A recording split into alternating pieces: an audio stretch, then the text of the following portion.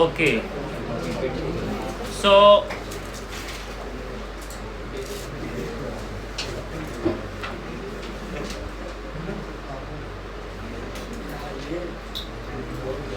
resonance.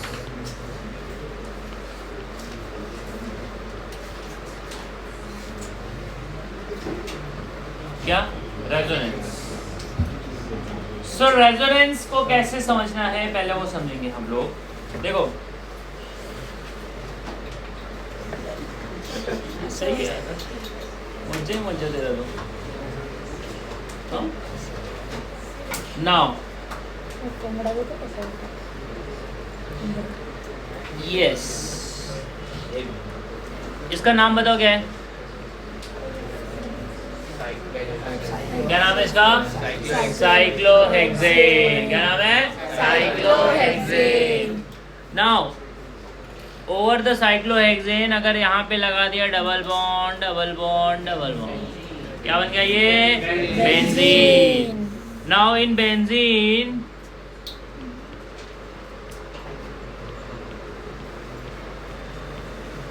तुम उसका जरा पीडीएफ बनाओ ना, तुम्हारे इसका है पैकेज का पीडीएफ बनाओ जरा, पीडीएफ बना के मुझे भेजो जरा। किधर जा रहे हो? अच्छा वो मोबाइल बुकलेट लेके जाओ। हाँ उधर ही बना के भेजो, स्कैम कर देगा। Now in benzene we have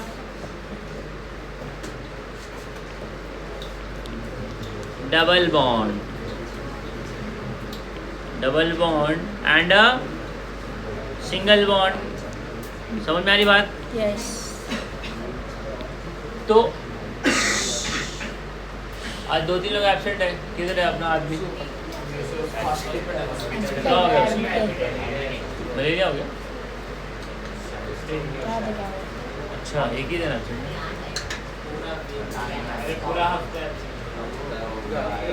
हाँ मलेरिया हुआ है तो भाई उसको टाइम लगेगा। हाँ, कार्बन कार्बन डबल बॉन्ड की बॉन्ड लेंथ होती है 134 पिकोमीटर। कितनी होती है? 134 picometre. Any problem? Okay then pay attention. Carbon और कार्बन के सिंगल बॉन्ड का बॉन्ड लेंथ होता है 154 पिकोमीटर। 134 and 154 picometre. बात समझ में आ रही है? Very good. तो अब जब बेंजीन का हम लोगों ने कैलकुलेट किया ना bond, while calculating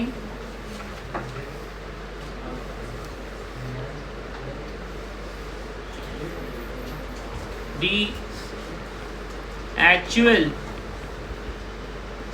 bond length, the actual bond length was found to be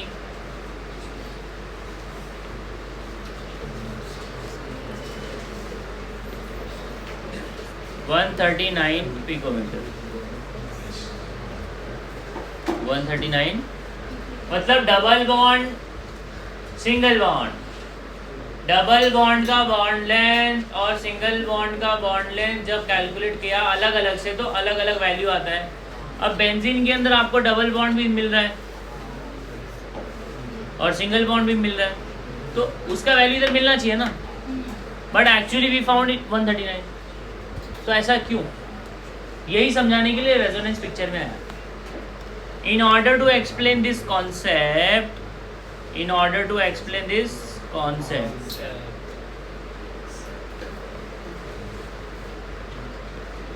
in order to explain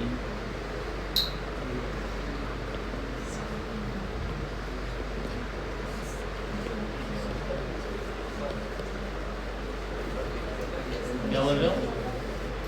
repeat करता हूँ। In order to explain this concept, resonance came into picture.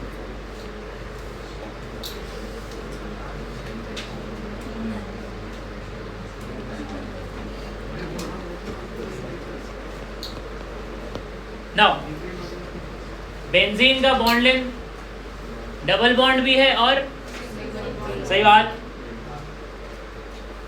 Double bond भी है और single single bond की bond length 154। Double bond की bond length, benzene में दोनों में से कुछ नहीं मिलता। Actual bond length was found in 139, तो पोपट हो गया, डबल भी नहीं आया, सिंगल भी नहीं आया, जबकि डबल बॉन्ड भी है, सिंगल बॉन्ड भी है। तो लोगों ने ऑब्जर्व किया कि भाई इसमें कुछ तो स्कैम हो रहा है, और वो स्कैम क्या था, बॉन्ड घूम रहा है। क्या घूम रहा है, बॉन्ड अपनी जगह पे है ही नहीं, इसी को बोलते हैं रेजोनेंस। क्या बोलते हैं, resonance.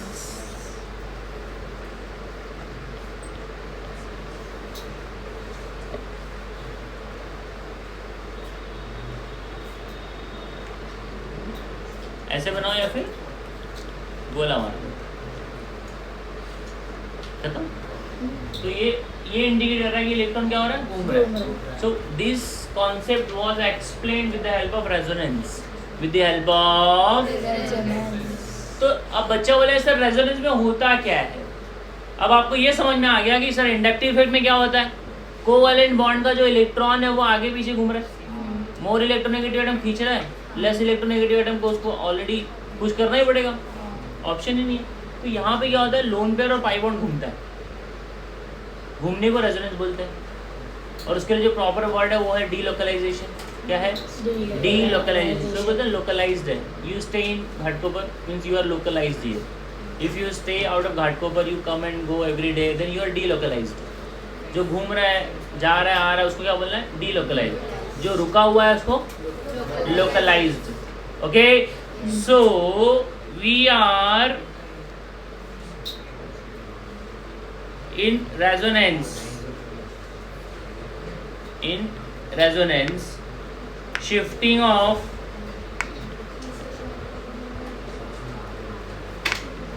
pi bond or lone pair happens। Sigma bond नहीं जाएगा, जा नहा धो जा, सो रहा है तू, मैं देख रहा हूँ, नींद आ रही है ना तेरे को, you're not paying attention।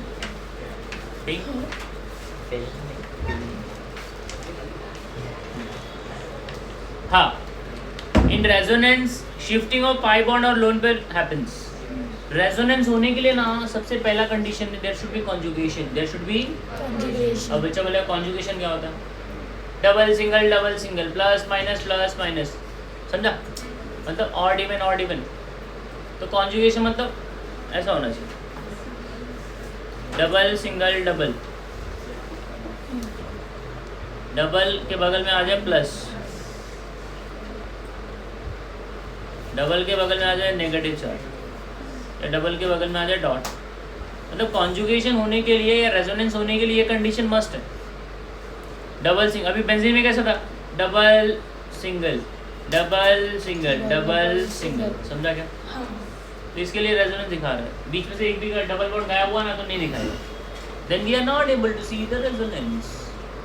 What happen in the case of resonance, क्या होता है बच्चे लोग, शिफ्टिंग ऑफ पाई बॉन्ड और लोन पेयर। रेजोनेंस भी दो प्रकार का होता है, plus R and minus R. क्या होता है बच्चा लोग, plus R and minus R. Yes, क्या हुआ बच्चा, क्या हुआ, क्या बोल रहे हैं नाउ। अभी ये जो मैंने पॉइंट लिखा ना, ये जेई में 100% आता है, 100%।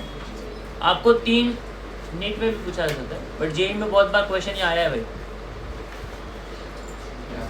अगर हमारे को ना 3 से ज़्यादा, 2 से ज़्यादा हमको रेजोनेटिंग स्ट्रक्चर दिया है और वो हमसे पूछ रहा है कि ज़्यादा स्टेबल कौन सा है, ज़्यादा स्टेबल, तो हम अक्कड़ बक्कड़ तो करेंगे नहीं, तो हमको नियम कायदा पता होना चाहिए, फिर उस नियम कायदे के आधार पे करेंगे। अगर आपके पास 2 से ज़्यादा रेजोनेटिंग स्ट्रक्चर दिया है तो उसका कुछ नियम कायदा होता है, just to check the stability of the resonating structure.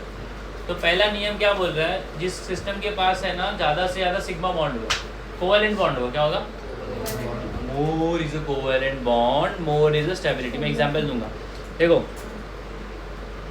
पहला दिख रहा है, तुम लोग को पढ़ने को आ रहा है, हाँ क्या कौन सा रेजोनेंस का? हाँ इधर देख रेजोनेंस ये तो गया ना, रुकना हाँ इधर देखो CH2 डबल बॉन्ड CH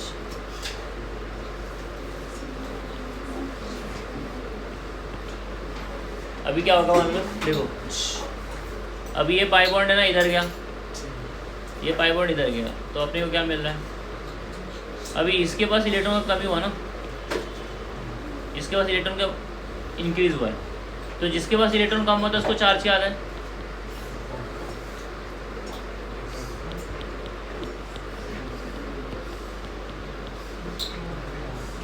समझा? इसमें घूम कौन रहा है बोलो, कौन घूम रहा है? पाई बॉन्ड घूम रहा है। ये जो दोनों के बीच का बॉन्ड है ना, ये पाई बॉन्ड घूम रहा है इधर से इधर को, सिग्मा बॉन्ड नहीं घूम रहा है। सिग्मा बॉन्ड का इलेक्ट्रॉन घूमेगा तो इंडक्टिव इफेक्ट होगा, पाई बॉन्ड घूम रहा है तो रेजोनेंस, लोन पेयर घूम रहा है तो रेजोनेंस। दूसरा एग्जांपल देखो,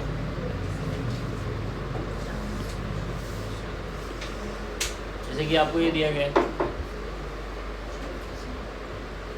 अभी इसमें भी क्या होगा? कॉन्जुगेशन दिया है ना, डबल सिंगल डबल, तो ये ऐसे कुछ तो घूमेगा।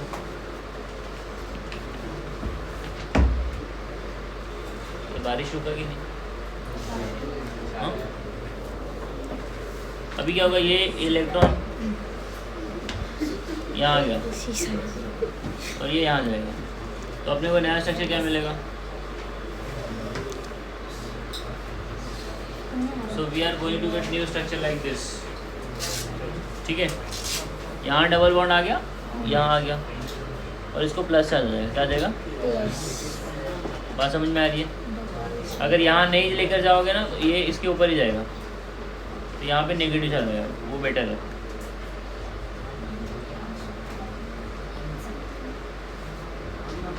ये दोनों में जो हो रहा है ना, इसको रेजोनेंस बोलते हैं। क्या बोलते हैं?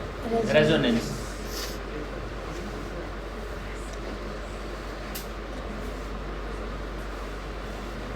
अभी तो देखो ये कौन सा ग्रुप है? एल्कोहल। कौन सा ग्रुप है? अभी एल्कोहल के पास लोन पेयर है, एल्कोहल के पास लोन पेयर, तो एल्कोहल क्या करेगा बच्चा? ये डोनेट करेगा, क्या करेगा? डोनेट। ये इधर गया, ये इधर गया और ये इधर शिफ्ट हुआ, तो इसको क्या बोलना है? This is called as resonance. This is called as resonance.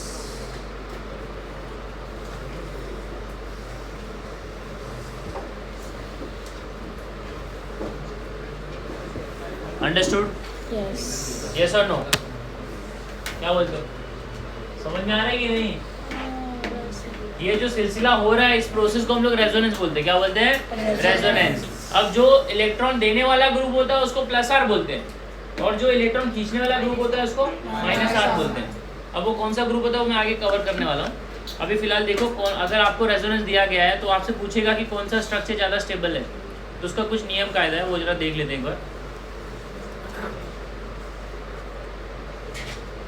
देखो ऑफिस में सर हैं क्या वो? सर पेपर यहाँ से देखना, जाम यहाँ से देख। हाँ? नहीं है? हाँ बैठना। अरे यार सर लग रहा है। समोर तुमचा पडलं तर मला मस्त आराम से बैठना, झटका क्यों मार रहा है? तेच झटका क्यों मार रहा है? मेल भी भेजना यार, इस पर क्यों भेज रहा है? इस पर मेल तो बंद रहा है, मेल कर रहा हूँ। ऑफिस में कोई है क्या? हाँ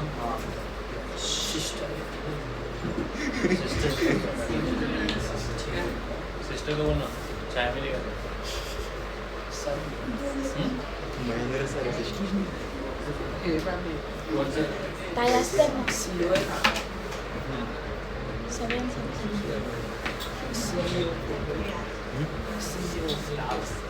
अरे रुको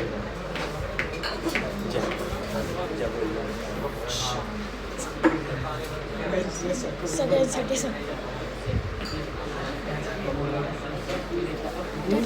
यही तो मैं स्टडी को क्या पढ़ता है। सर वॉशरूम में अच्छा अच्छा। अरे तू क्या कर रही है, सर्च क्यों कर रहा है? ये ईमेल आईडी एड्रेस है मेरा, कॉपी करके उसको ठंड में डाल दे। हाँ हाँ बाबू वाली, बाबू ठीक है। अभी इधर देखो, तू बोल के आके बैठ जा, कॉल करके दे देंगे यार, जैसा माहौल बाहर का बहुत ठंडा है। I need refreshment.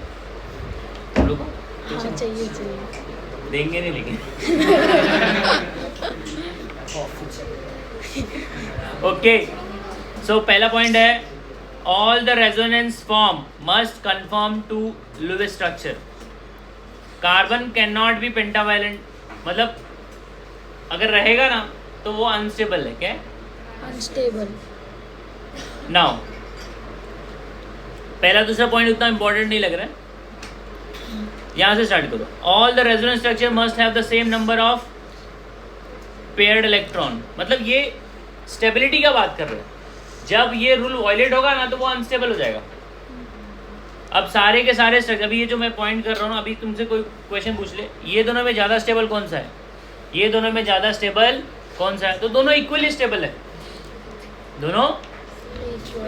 अभी ये दोनों में ज़्यादा स्टेबल कौन सा है, ये आई मीन इसमें और इसमें, ये दोनों भी इक्वली स्टेबल है। हाँ। लेकिन इसमें पूछेगा ना तो आप बता सकते हो ज़्यादा स्टेबल कौन सा है।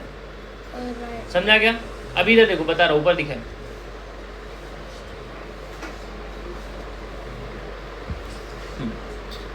जो न्यूट्रल होता है ना, क्या होता है न्यूट्रल।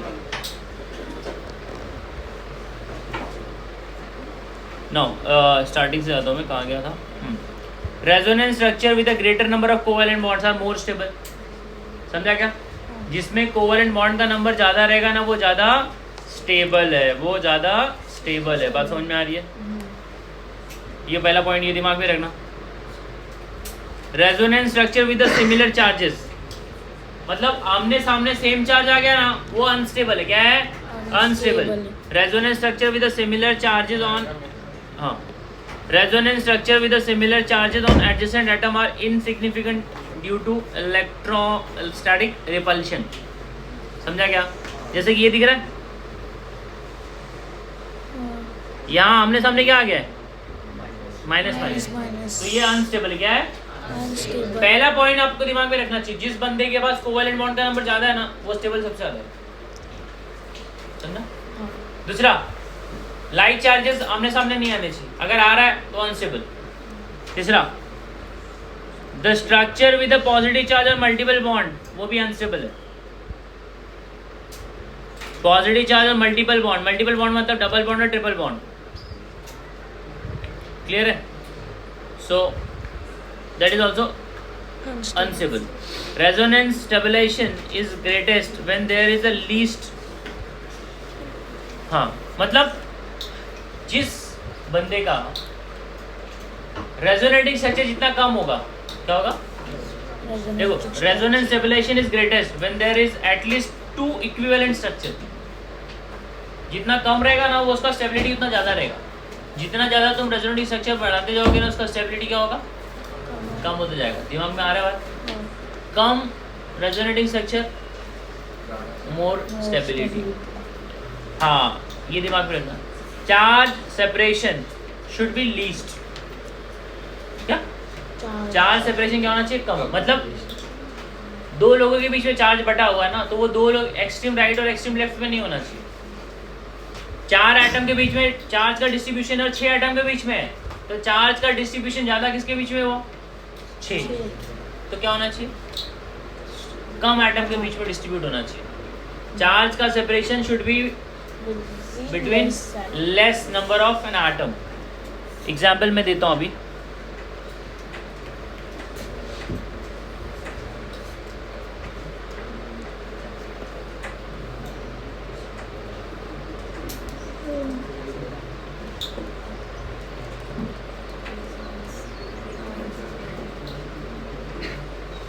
अभी देखो, इसमें जो दिया गया है, दिस इज न्यूट्रल, क्या है, न्यूट्रल। अभी इसमें क्या हो रहा है, इसका लोन पर यहाँ जा रहा है और ये पाई बॉन्ड यहाँ जा रहा है, तो यहाँ पे डबल बॉन्ड आ गया। क्या आ गया, डबल बॉन्ड। तो अगर अपने से कोई पूछेगा ये दोनों में ज़्यादा स्टेबिलिटी किसकी है, तो जो चार्ज वाले होते हैं ना वो हमेशा अनस्टेबल होते हैं। चार्ज वाले क्या होते हैं, अनस्टेबल। तो स्टेबिलिटी तो तुम्हारी इसी की ज़्यादा रहेगी। हाँ बात समझ में आ रही है कि नहीं? हाँ अच्छा, अगर तुमको चेक करना है कोवेलेंट बॉन्ड, इसमें कितना कोवेलेंट बॉन्ड है, 3 4 5 6 7 8, 3 4 5 6 7 8, इसमें भी 8 है, इसमें भी 8 है, तो दोनों में ये सेम है। कैसे 8 मैंने कैसे निकाला, इधर देखो, ये CH3 है ना, 3 H हो गया, ये चौथा, इधर 5 और ये 6, ये 7 और ये हाइड्रोजन के साथ 8, समझा, 8 8 इसमें भी है, 3 4 5 6 7। अब इसमें कितना बॉन्ड दिख रहा है तुमको, 3 4 5 6 7, कितना है, 7 है ना, समझा। इसमें कितना, 3 4 5 6 7, तो इसमें 7 बॉन्ड्स है, इसमें भी 7 बॉन्ड, तो इनका स्टेबिलिटी कम है। इनका स्टेबिलिटी, जिसमें कोवेलेंट बॉन्ड का नंबर ज़्यादा उसका स्टेबिलिटी ज़्यादा। इनफैक्ट कोई कोई पाई बॉन्ड भी बोलता है, क्या, अभी जैसे तुमको कोई बोले ना, इधर ध्यान से देखो,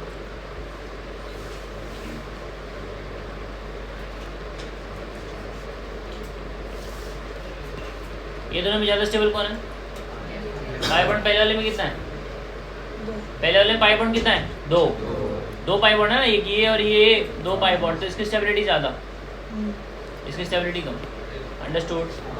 this is very very important, how to check which system is more and more stable, which system is more and more.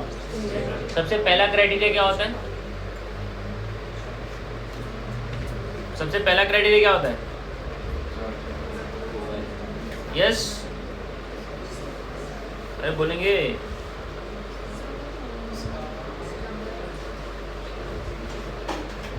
Pi bond या कोवेलेंट बॉन्ड। उसके बाद तुमको देखना चाहिए कि आमने सामने लाइक चार्जेस नहीं आने चाहिए, और चार्ज का सेपरेशन ज़्यादा होना चाहिए कि कम होना चाहिए, समझा।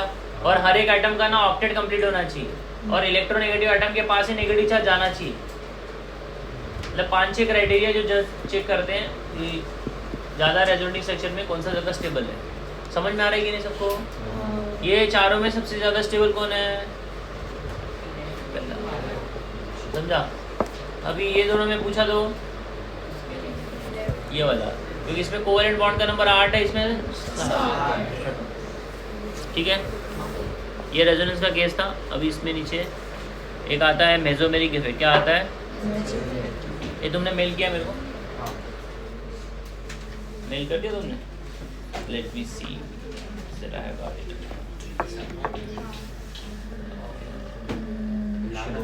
2 भेजेगा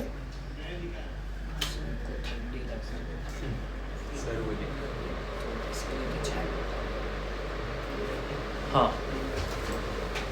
सो इसमें जो है लेट मी सी, हाँ 2 क्यों भेजे तुमने? अच्छा, लिमिट 25 पे देंगे, ओके नो प्रॉब्लम। स्टार्टिंग वाला किसमें भेजा तुमने? सेकंड। मला माझंही काढायचं. काय रे वाडा, काय बोलतो?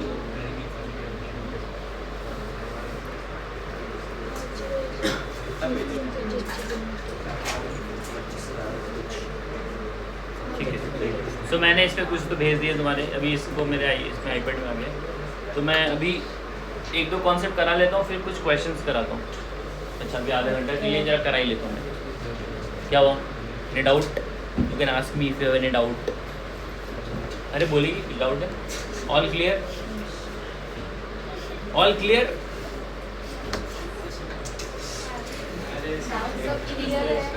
ऐसा बोलो, यस ऑल क्लियर। डाउट हो रहा है तेरे को? आप इतने देर से बोल रहे। हाँ ठीक है। नाउ रेजोनेंस और मेसोमेरिक में काम एक ही होता है भाई। रेजोनेंस मेसोमेरिक में काम एक ही होता है, काम कुछ नया काम नहीं होता उसमें, लेकिन नाम अलग क्यों दिया फिर जब काम एक ही होता है तो? थोड़ा सा अलग है। हाँ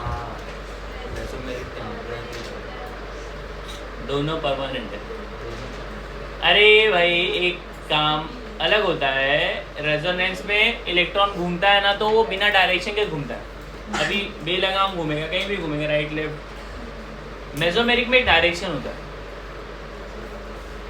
मेसोमेरिक में क्या आता है? डायरेक्शन। मतलब राइट टू लेफ्ट या लेफ्ट टू राइट हो जाएगा, या top to bottom. When electron is moving in a particular direction, that is called as mesomeric effect. When electron is moving randomly, भाई उसको कोई कंट्रोल करने वाला नहीं हो, कहीं पे भी घूम रहा है, उसको क्या बोलना है? रेजोनेंस। क्या बोलना है? खत्म। काम दोनों में एक ही होने वाला है। क्या?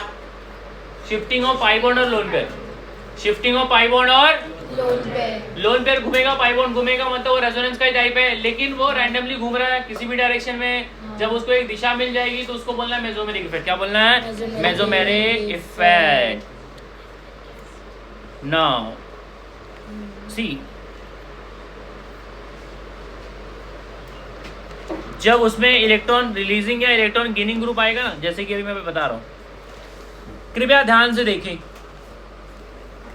हम लोग जो डिस्कस करने जा रहे हैं, ये वाला जो सिस्टम है, ये वाला, इसको मैं थोड़ा सा ड्रॉ कर रहा हूँ बोल्ड इसमें। ठीक है, कोई बात। CH2 double bond CH bond CH double bond CH bond C double bond. देखो अभी क्या होने वाला है, ये जो C डबल बॉन्ड है ना भाई, ये एक नंबर, मतलब ये EWG है। क्या है? EWG मतलब इलेक्ट्रॉन विड्रॉइंग ग्रुप। तो अभी जो तुम्हारा इलेक्ट्रॉन का फ्लो है ना, वो लेफ्ट टू राइट ही जाएगा, राइट टू लेफ्ट नहीं जा सकता, क्योंकि आपने वहां पे एक ऐसा ग्रुप लगा दिया है जो इलेक्ट्रॉन को विड्रॉ करने का काम करेगा। So when there is any group who is monitoring, who is operating the flow of electron, उसको क्या बोलना है? Mesomeric effect. मतलब एक ओरिएंटेशन मिल रहा है इलेक्ट्रॉन के फ्लो को, that's the simply mesomeric effect. काम दोनों में एक ही होने वाला है। तो अब ये क्या होगा, पाई बॉन्ड है ना, यहाँ शिफ्ट करेगा, तो ये बगल वाले का पाई इलेक्ट्रॉन यहाँ ले लेगा, ये वाला इधर चला जाएगा, तो यहाँ आएगा डबल बॉन्ड, यहाँ आएगा डबल बॉन्ड, और ये यहाँ चला जाएगा। बच्चा लोग, so guys we are getting this.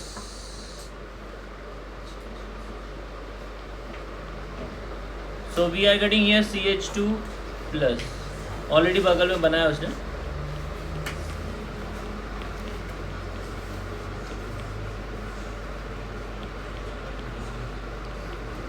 तो ये जो यहाँ पे दिख रहा है,